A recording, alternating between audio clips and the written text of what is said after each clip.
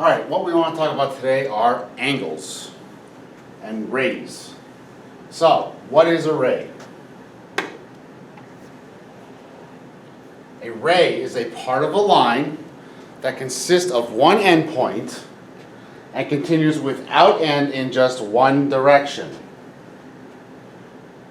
Okay, so it's one endpoint goes without end in one direction. So now let me draw you an example of a ray. I'm going to squeeze it in up top here. Doesn't matter which way it's pointing. There's my ray. Has one endpoint and it's going to go this way forever without end, as noted by the arrowhead on the end. Now, just like every other geometric figure we've talked about so far, this guy has to have a name. Well, before I can give him a name, I have to have some points on here.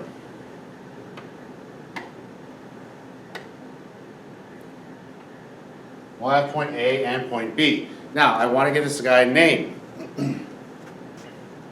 So if I'm naming this ray right here, I'm going to call this ray AB. Every other geometric term we had, lines and segments and planes, it didn't matter what order we put the letters in. If I'm talking about a ray, I cannot say ray BA. This name is not for this ray. This is no good. When you name a ray, the first letter in its name must be its endpoint, and then the second letter is the point that it is going to and traveling through. This is so that if I have just this notation on a piece of paper, I should know roughly what the ray looks like. Now, will he have other names? Possibly, if there are other points on that ray. So if I add point C on here, I can now call this ray AC. Because I'm still going to start at point A, but now I'm going to travel to and through point C. So as I travel to C, and then I'm going to keep on going, I'm going to go through B eventually. So ray AC is now the same ray as ray AB. Remember, you cannot flip the names when you're talking about rays. Opposite rays. They do exactly what the name there entails. They are two rays with the same endpoint, but they continue in opposite directions, hence their name, opposite rays. Now I'm going to draw another real quick, crude sketch here. So if I have a ray here going this way, I'm going to call it ray XZ. An opposite ray would start at X and go this way.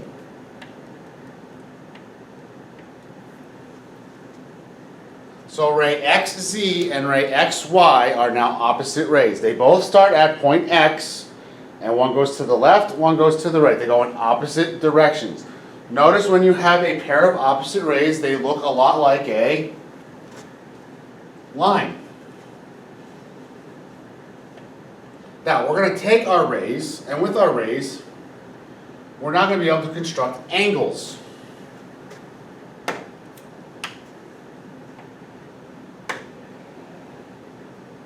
An angle is two rays with a common endpoint.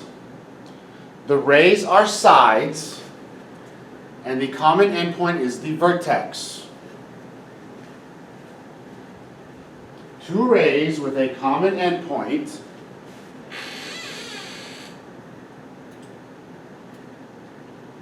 And the rays are the sides. So I kind of took care of a couple different vocab words in this one here. Okay?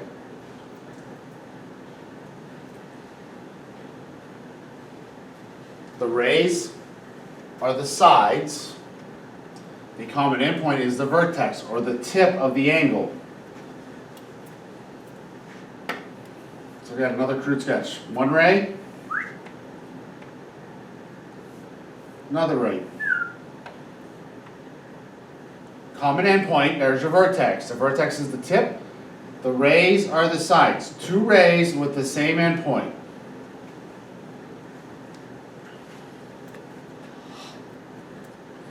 Before we had congruent segments. Those were segments with the same length. Congruent angles are angles that are what?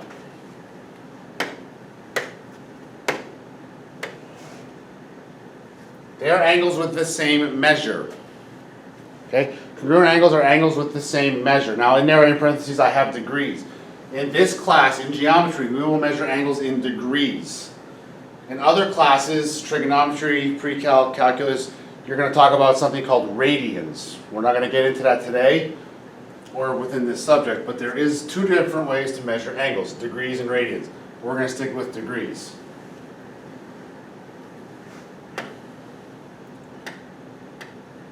Now, if you remember back to congruent segments, if I had congruent segments and I had two of them that were congruent, I could put the tick marks, right?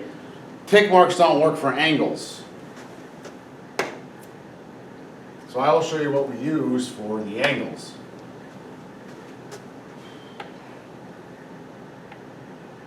Here's an angle.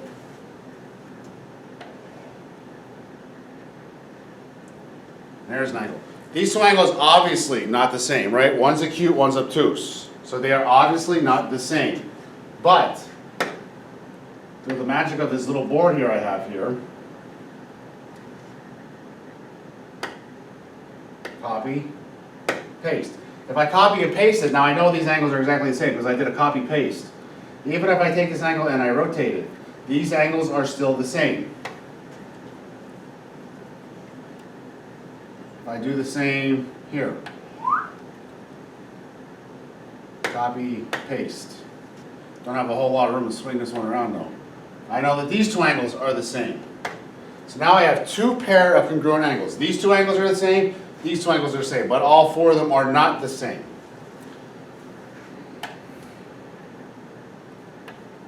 Let's give them some quick letters here.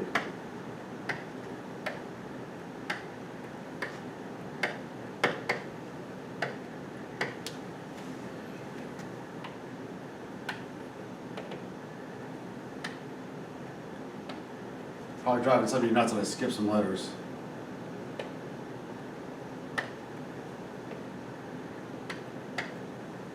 Now, if I want to state that these two angles are congruent, again, I'm going to utilize that congruent symbol, but I'm going to name the angle first. So I'm going to say angle ABC is congruent to angle DFE. Now again, very crucial in geometry when you're looking at figures, you never assume anything by their measurements. They have to tell you they're congruent. You can't look at a diagonal and be like, they look the same. Don't assume. Now, they had to tell you they're congruent like this, or just like segments, when we had the tick marks, they can add a little something to the picture here. Right here in the angle, they'll do this.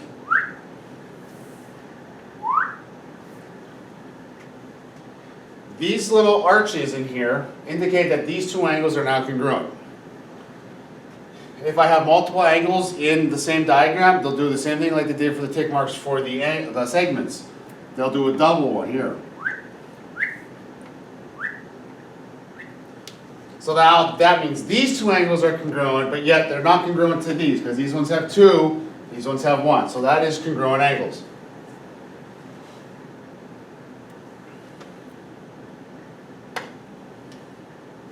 Now, there are different types of angles. Acute angles. Oh, so pretty. Acute angles measure less than 90 degrees. Less than 90 degrees. They're pretty. They're little. Okay?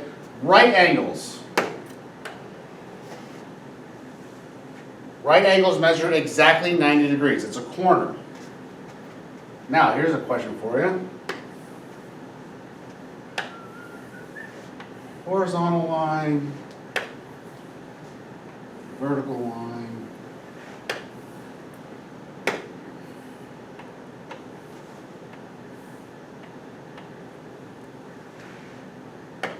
Is this a right angle? The correct answer is no. It is not a right angle. You're assuming because of the way it looks. If you have a diagram and they want to show you it's a right angle, they're going to add the little box in the corner. If the little box is in the corner, now it's a right angle. Again, do not assume anything in this class when we're dealing with measurements. Obtuse angle is more than 90 degrees, but less than 180. It does have its breaking point. So it's more than 90, but less than 180. Because once I hit 180, I have now what is a straight angle.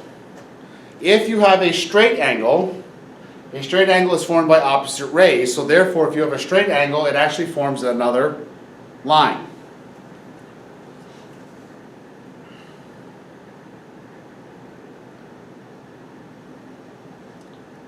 Angle bisector. We had segment bisectors, now we have angle bisectors. Does the same thing, but instead of segments, we're talking about angles.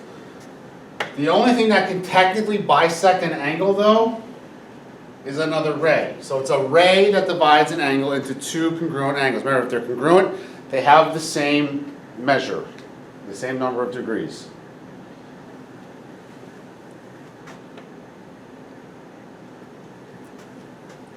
So, if I have an angle,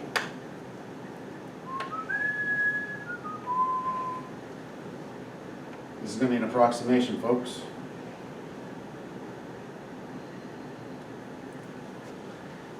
If I have this big angle here, and I say that this ray is a bisector of it, again, they're going to have to tell you in the instructions that this is an angle bisector. Don't assume it's one. Be like, oh, it looks like it cuts in half. It either has to say that this is an angle bisector, or on the picture, you will see this. You'll again see those two arcs in there.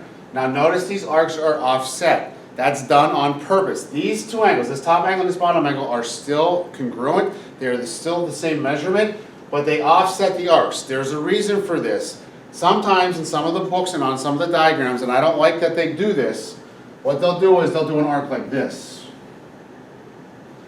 If you see one big continuous arc, if it goes all the way through, this one would be referring to this big angle here, the whole thing. I don't like that they use that. Stick to the little ones, don't ever use this, because then people get confused. But the book does this from time to time, so I have to make you aware of it. That is an angle bisector. Okay, now example one. Now we have to give these rays names. In this diagram, there are in fact three angles. There's the angle on the top, the angle on the bottom, and the big angle that is consistent of both of those angles put together. We need to name each of those angles. So, starting with the angle on the top. Its first name is going to be angle A, B, C. He has another name, angle C, B, A. That takes care of the angle on the top. The bottom angle, his name is angle CBD. Or he has another angle name of angle DBC. That's the angle on the bottom. If I'm referring to the entire angle, I'm going to call that angle ABD or angle DBA. Now there are three different angles, 6 different names. What do you notice that is the same in all 6 of those angles? What is the same in all 6 of these names? Look at this guy right here. Angle B, or the point B, is the middle letter in every single name. Folks, when you name an angle, the vertex is always the middle letter. So this tells you where to start, where's the vertex, and then where are you going. So I went from C to B and then out to A. So the vertex is always the middle letter. Now, sometimes math people get a little more lazy than that. And they're like, 3 letters is too much to write. I don't want to write 3 letters. So if you have a diagram with a couple angles in it, you're going to see this. That does not mean angle of 1 degree and an angle of 2 degrees. This is another way we can name angles. If you see the little numbers shoved down here in the vertex, angle ABC can now be referred to as angle 1. Angle CBD can now be referred to as angle 2. There is no way for me to do a number method though for the big angle ABD. Okay, because I can't put an angle in just that vertex itself. Now there is one other slight way you can name an angle. Just going to do a quick sketch here. QRS. If I have angle QRS, now notice there's only one angle here. Up here I had 3 angles. Here I have 1 angle. If there's only 1 angle, you could name it by just its vertex. So this one I could call angle R, because it's the only one there. Up here I can't say angle B, because I don't know which one you mean, the top one, the bottom one, or the big one. So again, if there's 1 angle, you can use it just the vertex in his name. Next example. Again, reading directions is very key in doing these. In the diagram, ray BD bisects angle ABC. So BD bisects ABC. It cuts it in half. Find the measure of angle ABC. So if BD is a bisector, you can do this now if you want. Add those little arches in there to indicate that those 2 angles are congruent. So since BD is a bisector, this angle is congruent to this angle, which means this measure equals this measure. So 8x minus 16 equals 4x plus 20. Do your algebra.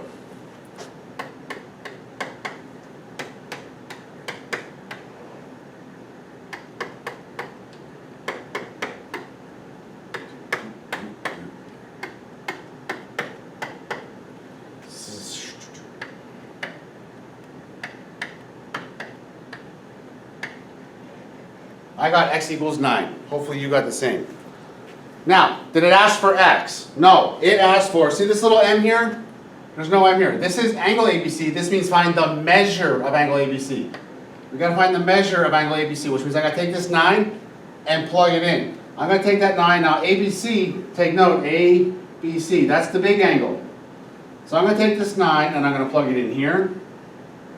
And I'm going to take this 9 and I'm going to plug it in here. Because I need both of those and put them together. Now, some of you might be thinking, well, why don't you just plug it in this one and then double it because they're the same?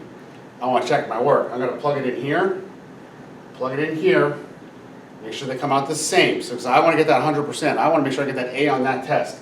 So I'm going to plug that into both of them and make sure I got this answer right. So 8 times 9, minus 16.